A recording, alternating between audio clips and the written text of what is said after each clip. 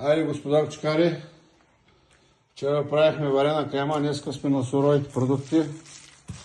Работим с патешко месо с кост, свинско месо, свинско шкембе, телешка изрезка. Ето хубава, страхотна кайма. Месото, готовия продукт, тук е палначката, машината и къде готовия салам.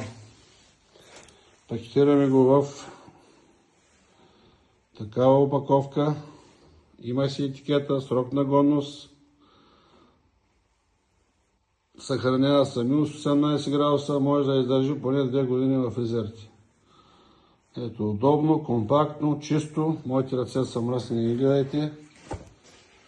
Тук идваме, в момента колегите почиват, които правят каймите за вашите любимци.